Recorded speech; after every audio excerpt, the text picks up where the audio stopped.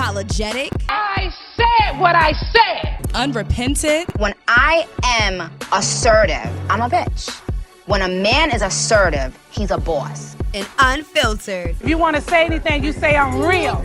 I'm Dominique the Diva. I am the #1 most impactful. And I'm Chey Parker. Did not come here to impress you, because to tell you the truth, when I leave here, I'm gone, and I don't care what you think about me. And we're not here to offend you. We're here to offend Everybody. You were thinking it. I know, but you said it. I know. So listen, we're dishing on everything hip-hop, Pop culture, and all the bullshit in between. so get your panties out a bunch And press play if you ain't scared. to Diva Unfiltered.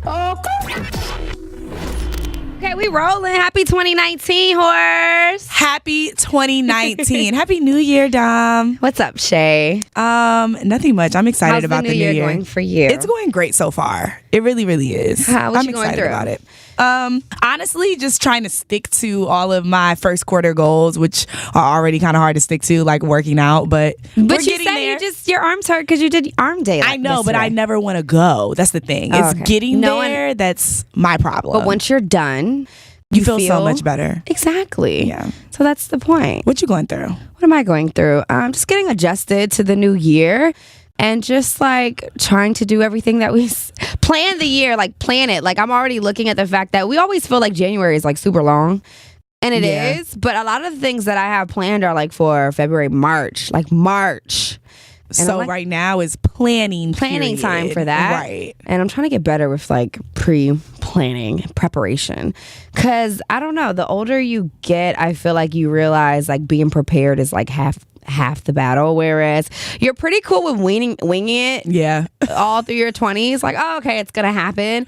But like you want to give yourself less anxiety the older you're getting. You're like, okay, it's gonna happen, but let me write down exactly how it needs Right. to go down, just to like alleviate as much stress and make room for like have time for anything that could possibly go wrong. And I feel like sometimes we don't plan for that. That But part. if you prepared because you have a plan and you have to deviate just a little bit, you know what I mean? You're just like, oh, okay, Yeah. I got this. So I feel like that even goes for being on time places for me now. I'm working on like my but you're not, punctuality. like, super tardy ever. No, I used to be though. I got a lot better last year, but now I'm trying to be like, okay, 10 minutes early. My Okay. boyfriend is teaching me that, like, if you need to get gas, if something happens, you need a little Like bit if of, your gas light go off when you pull up to the crib, go ahead and just get gas right there, because having to get gas in the morning, you are setting yourself up for failure. And I don't even like pumping my gas, especially when it's cold. So I only do it like when my boyfriend can do it. I really hate pumping gas. Yeah. I don't know what it is. This really nice guy pumped my gas at the gas station last night. Oh, men And are he didn't doing even- that? He didn't even want anything. Like, he didn't want my number. He didn't ask for anything. He said, "You want me to pump your gas so you don't have to stand in the cold?" Yes, sir. And I was like, "Absolutely, I appreciate you. Do you need do anything?" you tip them or like what happens? I didn't tip him. It was just it was just a young black guy, and he was walking into the store And like he with was his friends. non-creepy? He was non-creepy. Yes. He was just like, "Hey, do you want me to?" I was the only one at like the pumps, and he was like, "Do you want me to pump your gas so you don't have to stand out in the cold?" Yeah. Do you want And me I to was have your just like- baby? I was I'm just like, kidding. "God, this nigga about to try to talk to me like that. But then I was like, let me be nice. So I was nice, and he didn't ask for That's anything. what's up. We need more men like that. Ahem. That aren't creepy, that aren't also gonna ask you for your number, that aren't also gonna like be weird about it. Yeah. Because I don't typically like when men approach me at gas stations, especially at night and I'm by myself. Yeah. You might not be the creepy guy, but we don't know. We don't know. Because, I Nah. mean, and even if you're not the creepy guy, a lot of you have creepy tendencies. Yeah. So it's like, we never know. We got to.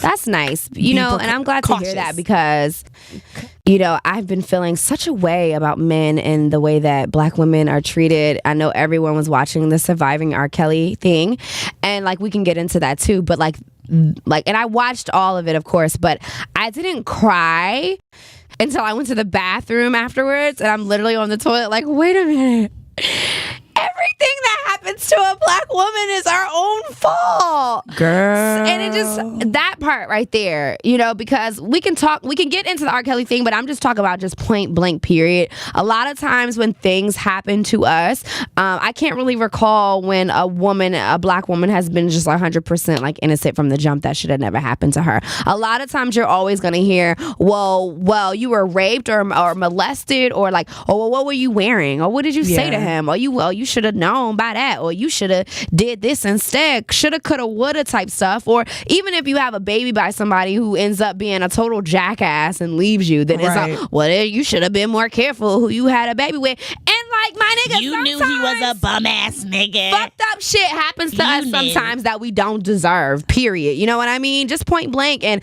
I also felt like, I also got to that point because I was thinking, wow, if one white woman would have came out, just one white woman would have came out with the R. Kelly story, then that would have been what the fuck happened. That's what happened. They wouldn't have needed a tape of it or whatever. What she said goes, and we've seen that in most instances. In a lot of instances, right. And the judicial system will just go off of what Becky said. But we don't get the same thing. But when Tisha says it, it might be an issue. True. Just like the juror who was like, well, I didn't like what they had on. I just didn't believe them, you know, in the documentary. And I'm just like, I'm a black woman coming to court. What do you mean you didn't like what I had on, and so you didn't believe my story? So that is really what made me feel like that. And then I did see a lot of men try to say, no, we don't feel like that about you. But honestly, you guys should do a lot better job, like in showing uplifting us and showing us that without being creepy, such as the guy who just was like, let me just pump your gas, queen, it's cold outside. Like, we need more of that. And it's not enough of y'all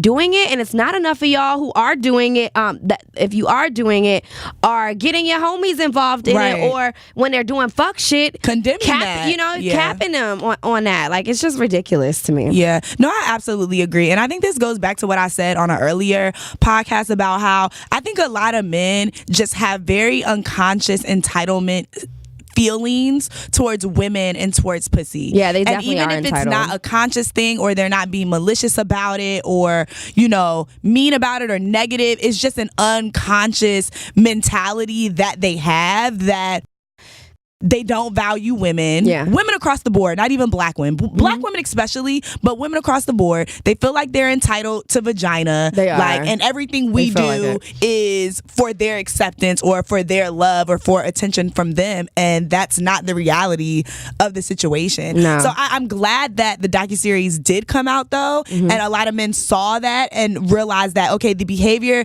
that I sometimes have, or the behavior that I see other men have, is not okay. And it made people think differently about sexual assault. Yeah. It's not just somebody grabbing you from an alley and, you know, someone you don't know with the mask on, you know, sexually assaulting you. It's not or always that raping drastic. You. It could be most like, times it's somebody that you know, that you trust, that you've already been intimate with. Girl, I've been sexually assaulted before by, let's say, a coworker, and that person will turn around and not like you no more. And I'm like, I didn't do this to me. You mad at me? Because you mad at you. It just doesn't make sense, the mentality that people because have. No one has corrected you before. Right. And now I'm correcting you, and I'm redirecting and now you, and I'm now tripping. You're mad. And now I'm a bitch. But guess what? You won't touch me no more. I bet you won't do it again. You got the right one. I'm so glad that documentary was so thorough. After watching that, you know, and a lot of people are like, we already knew this stuff. Yeah, we did. But this was thoroughly executed. And we also learned a lot more things. We learned more about his team and everyone else that helped these things happen. And after watching that, I don't believe that you can really straddle the fence anymore, because it was done so thoroughly. It touched on so many different angles, all from the 90s up until now. And I'm just like, you can't straddle the fence anymore. However, I do want to get a list of songs that we are not gonna mute, because I wasn't an R. Kelly fan. So all the ones that y'all love, I wasn't a big fan of it. Growing up in my house, we didn't listen to him like that. My mother said she just didn't really get down with him. But it's a few songs that he wrote and stuff, like Maxwell, Fortunate. Like, I'm not muting that. Yeah, no, we can't mute Unfortunate. And honestly, do we have to mute So Sexy with Twista and R. Kelly? But listen, I'm not. Are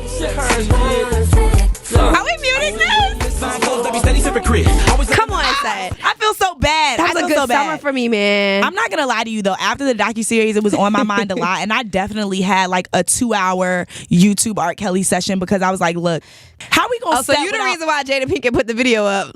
She was like, all his streams is going up. Why? Look. I understand why. Shay's like, it's me. I was just like, if I'm really gonna let go of all this music, I wasn't a huge fan to the point where I was going to R.Kelly shows or I was just like, but I definitely listen to his music often and the music that he's written for other people. So I was like, I just need a moment to decompress and to for sure. Go ahead. Just listen to my songs. If we're gonna let them go, we're gonna let them go. But like, I need this moment right here. Yeah, I understand that. It's a few songs that he's featured on that I like Cassidy Hotel. Like that was my jam. Like, but mainly that Twista song. Girl, you wanna come? Oh God, mainly so sexy. I can't even stop. All the other ones you don't want to listen to because you know he's talking about 12 and 15-year-old girls. So are we doing like features? Like, are we doing co-written and produced? I'm not giving up Maxwell Fortunate, and that is where I draw the line. I'm taking a stand. He wrote and produced that, and Maxwell has nothing to do with that. Why can I not listen to Maxwell? I know. And there's been a beautiful record.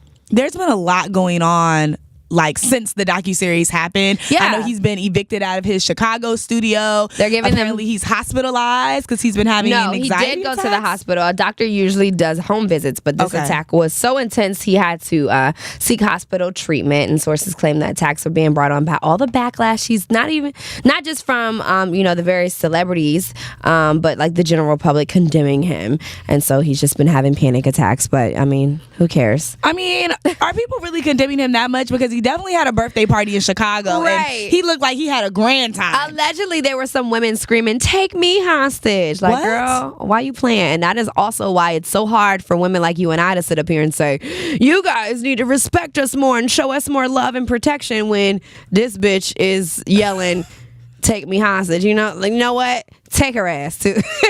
But surprisingly, go ahead then. I also saw a lot of women saying, "I don't care what y'all say. Yeah. I'm not letting R.Kelly, the king of R&B, go." Yeah. And it was black women. Yeah. And I was just really thrown off by that because I felt like if you watch the docuseries, there was no way as a black woman you could sit there and still be like, say that. Exactly. And that's why I felt like we even had I even saw people online like posting old pictures with him, and I thought that shit was corny. I thought that shit was. I saw a lot of journalists doing that. I saw a lot of journalists saying, radio personalities, and the day after that documentary, and I thought that was really corny. Real corny. Everybody's gonna talk about it. We know what the topic is. I got on my Instagram live for like 2 hours the day after to talk to everybody so everyone could get their issues out. But I thought that was really corny to align yourself with that, because I'm always gonna stick up for the black woman. And my listeners are 18 to 34, and most of them are black women, and a lot of them have also had the same situations happen with them in their life, and I'm going to stand with them regardless. I don't care how long we might have known about R. Kelly. I don't care how good he smelled and how nice he was to me.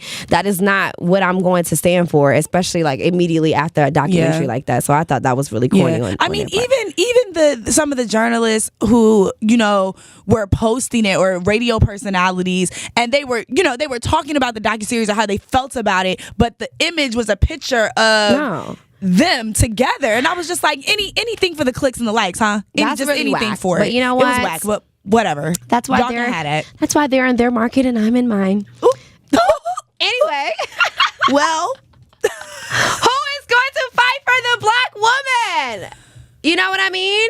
Because we already know we be fighting amongst each other on certain views, you know what I mean? Yeah. And so it's just like you have to be able to. We don't even fight for ourselves. That's the thing. And I feel like as black women, we have to be a little bit more unified. Regardless of our perspectives on life, what we do for a living, what we do to our bodies, whatever the case is, the fact is we're all black women. We all go through the same struggles, and we have to come together a little more and not tear each other down the way that we do. Some girls don't have that in them. Like, I've always been the girly girl, but I've met some women who have straight up admitted, like, growing up, they were never like that. Like, kind of like jealous, or some women who may have had families at a very young age would look at other single black women who are like living their life, whatever the case may be, and felt a little bit of jealousy because you're so young and you're already a wife and have kids, and so you just looking at this girl like, why you out every weekend, why you be wearing that type stuff and on some hater shit. And it's just like really weird to hear that, because I'm like, I've never met a young lady where I just didn't like her, or like just because like I've never felt that way, but I've had people feel that way about me. And I just don't, it doesn't make sense to me. And it's also very important. Like, a lot of it starts at home. I know a lot of people wanted to bring up the parents. Now, we're not going to talk about the parent. Like, y'all know sometimes a black mom might have to work 2 jobs. She's not really home like that. Anything that I wanted to do as a teenager, I did it. Right. Anything I wanted to do. I found a way to do it. I figured out a way to fucking do it. So, I mean, you can blame them, but a lot of it starts at home as well. And I'm also glad that, you know, I had a dad around, because R.Kelly wouldn't have been able to get in my head. And they talk about how, you know, R.Kelly worked with Destiny's Child at one point, and, you know, Matthew and Tina was like, not having it. They didn't take their eyes off their kids. You know, I think it was only like a one-time situation. He said he wanted him to come to one of the girls to come to the studio afterwards. But go ahead. And they were like, absolutely not. No sir, no ma'am. So I think a lot of it had to do with some of these parents, you know, feeling like, this is my kid's big break. Like, dropping them off at the studio. You know, and it's unfortunately is like pimping your kid out. Essentially. You know, and you may not have thought about it in that moment, but hey, it is what it is. It's also interesting how all of these things are coming out about other men in the industry who have had inappropriate behavior in the workplace. And some of them don't go in the same thing. Like, for one, we're not going to talk about Jay-Z and Beyonce. Okay? No. And we're not even, because the issue isn't young women talking to older men. That is something that's been happening for years, since the beginning of time. Right. We're talking about someone who preys on, that is a pedophile. You know what I mean? We're not talking about, you know, them he didn't starve Beyonce or pee on her when she was underage and shit like that. So it's just really not the same. I don't even understand why some people are bringing up other people. Yeah, I heard a lot of men saying, "Oh, well, we saw y'all getting in cars with the older niggas back in high school." And I was like, yeah, we were 16 and they were like at most 19, maybe 21. We wanted to go. Maybe 22. It wasn't like I'm 14. It wasn't like I can't call my mom. And this grown ass man is 31, and I can't get in touch with my mom, and he's giving me a bucket to pee and poop in, and I'm in the house with all these other strange women. Stop. But you know, I see a lot. I'm glad that it came out, because also I got a chance to see who got that rapey vibe on my timeline, and these niggas that's entitled. So I'm glad I did see that part. Hopefully it'll make women, you know, more prone to like kind of sticking together. Yeah. Because the other thing that just did bother me was a lot of black women making excuses for these young ladies when they are victims. Yeah. And also, maybe, you know, what'll bring us together is the fact that men are now telling us how we should wear our hair. I want to say that Meek Mill is the ringleader of this. Just when I was just starting to like him again, here you go, talk about lace fronts. Now, we all do have our own issues with frontals and bad hairs, and sometimes I be seeing people saying they got slayed, and really they didn't get slayed. They got played. And they got butchered. And but do you feel like men have the right to say anything about our hair, period? I mean, I think it's okay for men to have preferences. I do. I think a lot of times, like, women, we get very offended when men have preferences as far as like hair is concerned, you know, our bodies and things like that. But the fact is, it is preferences. And it just is what it is. Like, if there's a man and he doesn't like a woman that wears weave, okay, that's not the nigga for me. Right. As long as my nigga like me, I don't really care what the rest of y'all like. Okay. So, I mean, it just is what it is. But I don't think that it should be. I think we're seeing it a lot more now. And it's already hard with women seeing images on social media and feeling like we're not enough, or we're not beautiful enough, or our boobs aren't big enough, or our hair isn't long enough or curly enough. And now a lot of the girls are starting to look alike. Then to hear it from men is just like so much pressure. It's like so much pressure. And I think you have to walk a fine line as a man between stating what your preferences are, understanding that no one really gives a fuck about your preferences. We don't give a fuck about what you prefer, okay? You can state, it's like someone who has an opinion. It's fine for you to have an opinion, but understand that we don't have to give a fuck about it. Yeah, and it's not a fact. A lot of people feel like their opinions are facts, and you just be like, and sometimes I'm not going to argue with people because I'm just like, well, I'm not going to argue about your opinion. Like, what are we arguing about? Right. It's not right or wrong. I don't think that way, so fuck you. But the thing with Meek Mill, though, why I think that a lot of women were like, what, Meek? It's because you dated the queen of lace fronts. That's literally why he has an issue with it. He's fucking been taunted and he's fucking been tainted by Nicki's wigs. Her wigs just got good at the end of last year. And sometimes, right, when Arrogant Tay started, you know, doing her wigs, it just happened. But some of these hoes are starting to look like, all y'all's looking like brown Kardashians. What? But their hairline is real. Some of them all looking like I seen G Herbo baby mama. She looked just like somebody else baby mama.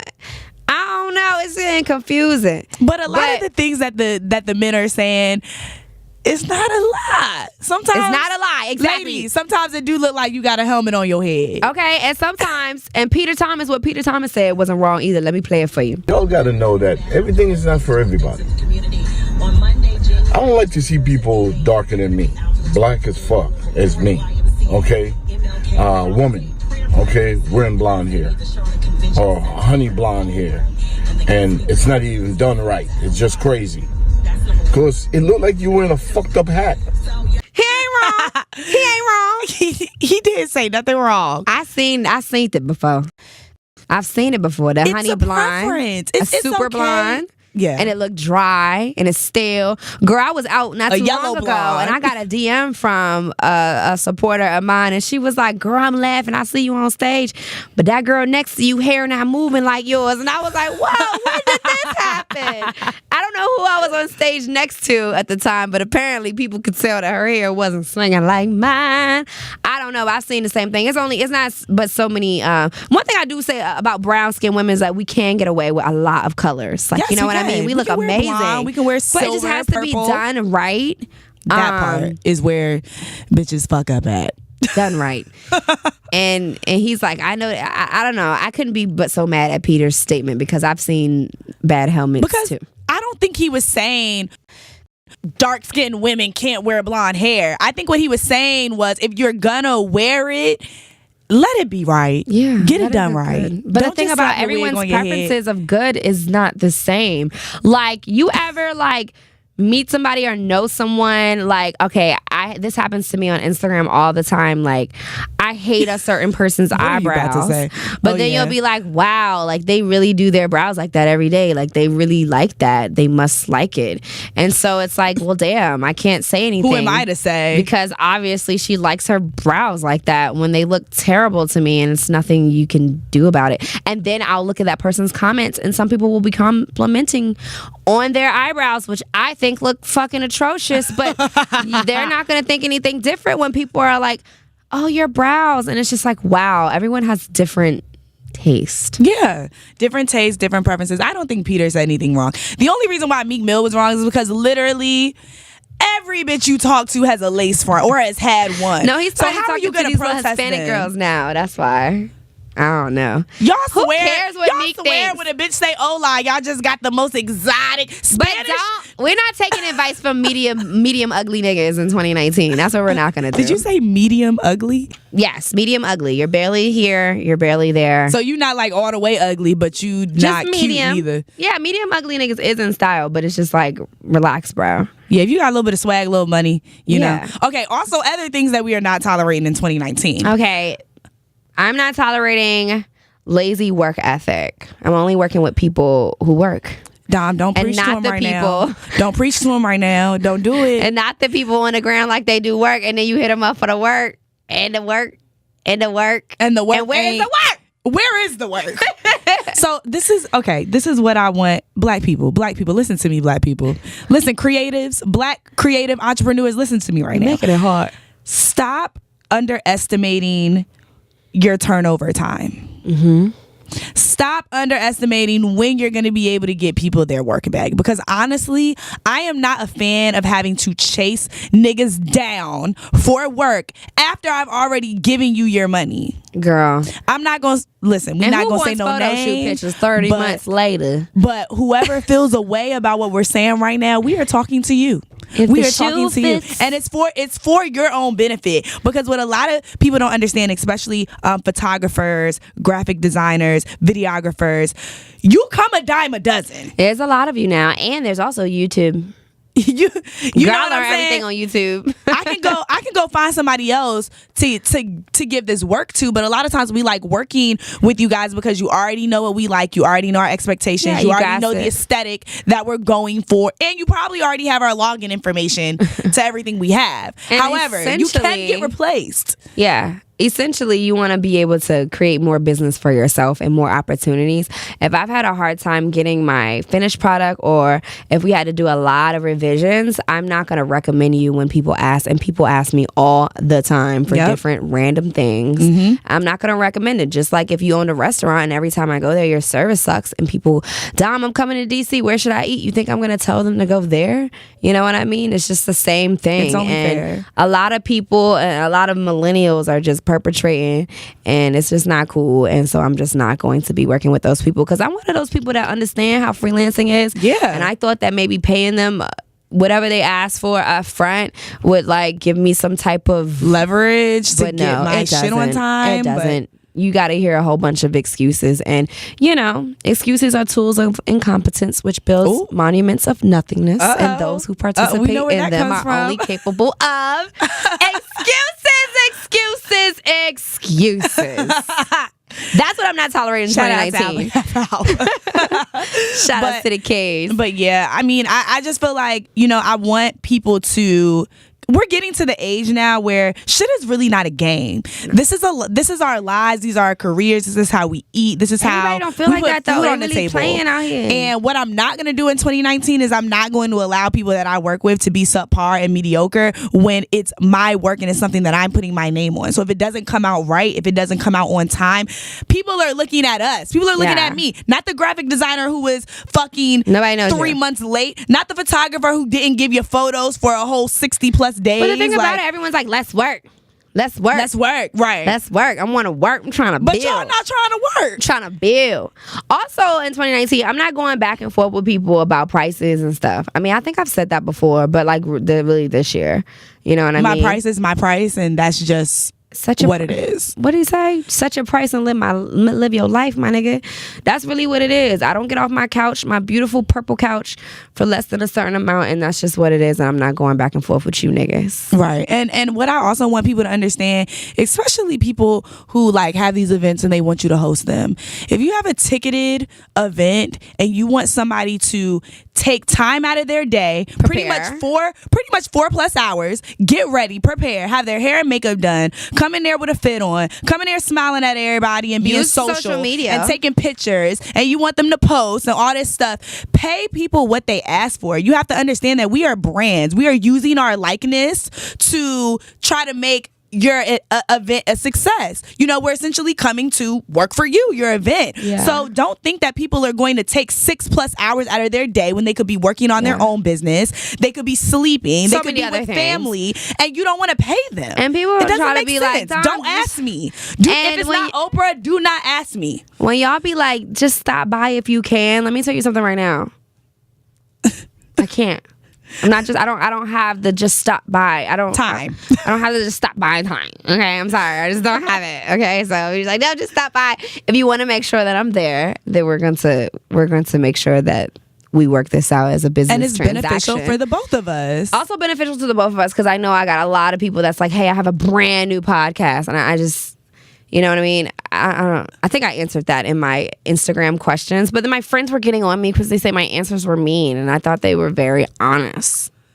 I think people need honesty. And let's just say this. Let's add this disclaimer. This is not like a one for all type of attitude. There are instances where people are having events and we do go and we do support them. Or it's the not event like is really dope and we're like, actually, I just want to be a part of this because this is dope. It's dope. It's dope. But at the same time, when you're asking someone to come to your event and work, I think that's a major key too. You're asking me to come work. Yeah, and then even if you're just asking me to stop by, you're asking me to stop by because you likely want to take pictures and say, that you know I what I'm was saying? there. Like, so come on. Somebody tried to invite me to an event and it was like, I need to know if you coming because I'm make a flyer. No, the fuck you not. No, you're not. Like, y'all got the game fucked up. I don't know. And I think people forget that I'm 31 and I've been doing this a long time. I'm not here for the games. Right. Another thing I'm not here for is when the fuck are we going to do with Mr. Trump? because people can't feed their kids. It's a shutdown. He throwing temper tantrums over this fucking wall. And I think we should build a wall and throw his ass over there. Right, let him stay over there in Mexico and see you try to climb over it and come back. It's just for the fact that we've been in the longest government shutdown in history over something that's literally a perceived threat that's not even real. Because how many of us are more scared of cops shooting us than Mexicans? I'm more scared of the white man. Honestly, truly. And why I'm scared because our TSA workers aren't getting paid right now, and the airport is where most of our terrorist attacks have happened. And right now, I would be letting everybody weed through, everybody guns, go ahead, because I ain't getting paid. Listen, y'all, if you trying to smuggle anything across state lines, go ahead with the Gorilla Glue. Now is the perfect time to do so. I'm not saying doing it, but I'm also not saying don't do it. They found 2.5 million they had a $2.5 million drug bust in DC a few weeks ago. Insane. Well, where was I? I don't know. I was like, whose plug is this? They had like bad heroin, like 40 pounds of weed, a Maserati. I'm like, oh my God, what auction is that going to? I need me a drug dealer car, girl, because I'm corporate now. Do you ever wonder if, well, this probably does happen, that cops probably like take a little bit. Of course they do. When they seize, of course they do. There's a cop, right? It's some soldiers actually right now that's under fire for trying to smuggle mad cocaine. Yeah. In a military airplane. Okay, you know what? And all that cocaine was probably going to Soulja Boy, because I don't care what nobody say.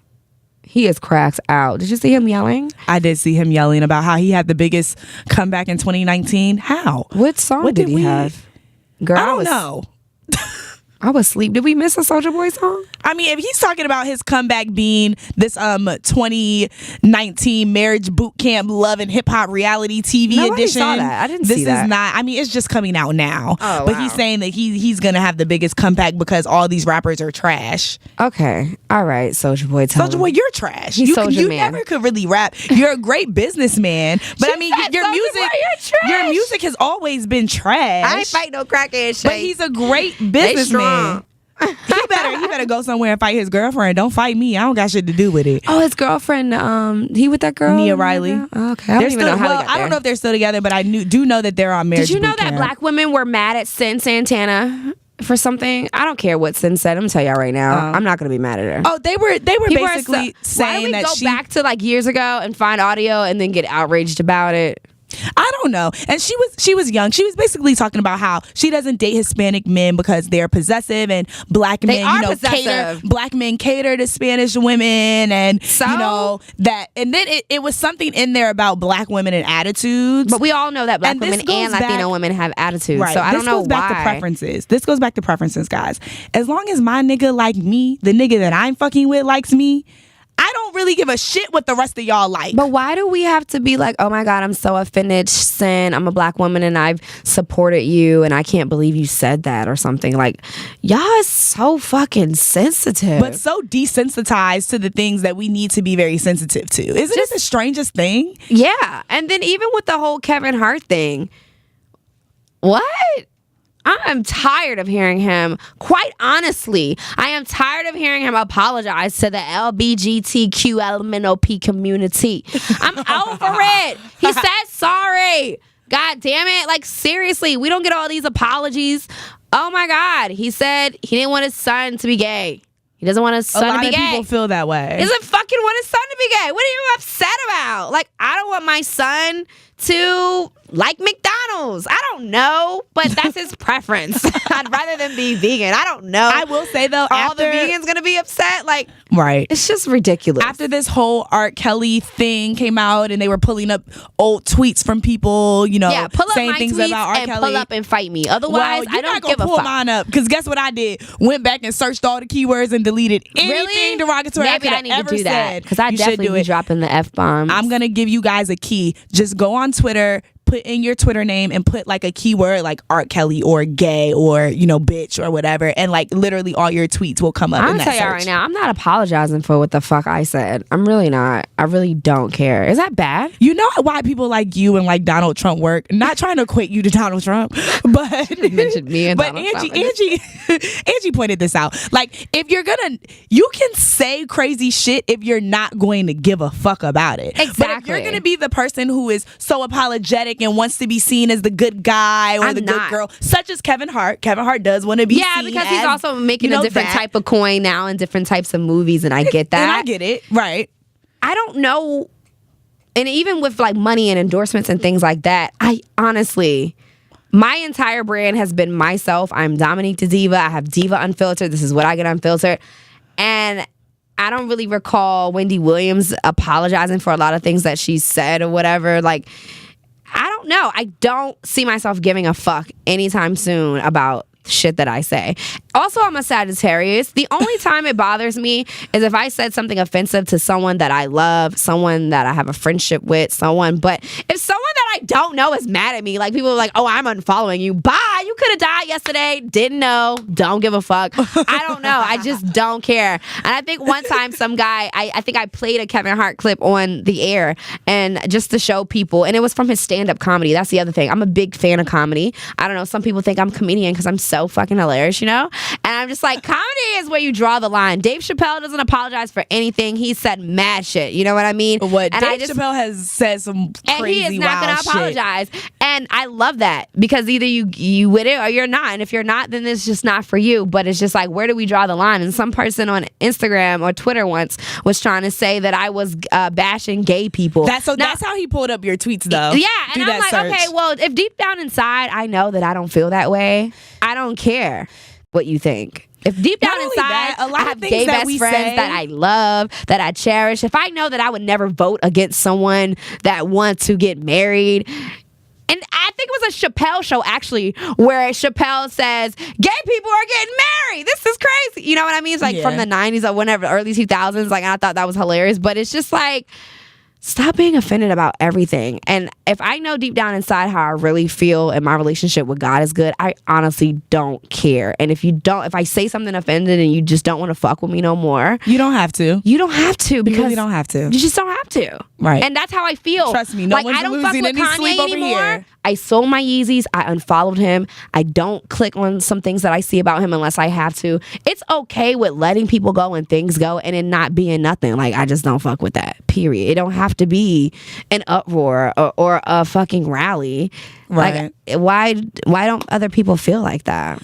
I don't know. I think we're just, like I said, an overly sensitive society that is so desensitized to the shit that we actually need to be sensitive to. Yeah, I'd be like, but do you want to fight? Like, the thing is, everybody is not going to like you. Everybody is not going to like your lifestyle. They're not going to like what you do. They're not going to like where you work. They're not going to think that joke was funny.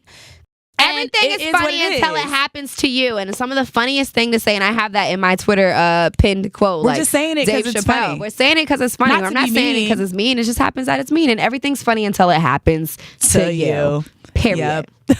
Like, just period. I think hopefully in 2019 people will start being less offensive. What do you think? Or are we just getting No, started? it's probably going to get worse. It's probably going to get worse. Okay, fine. Well, how do you want to wrap this up, Shay? All I right. missed you guys. I'm so glad y'all was so eager to hear us. So we have a lot planned for the year. It's going to be really exciting. We have events coming up. It's going to be a lot of things that we want to do. So stay tuned for that stuff because we're excited. And we'll holler at y'all next time. Thank you for listening to Diva Unfiltered. Peace.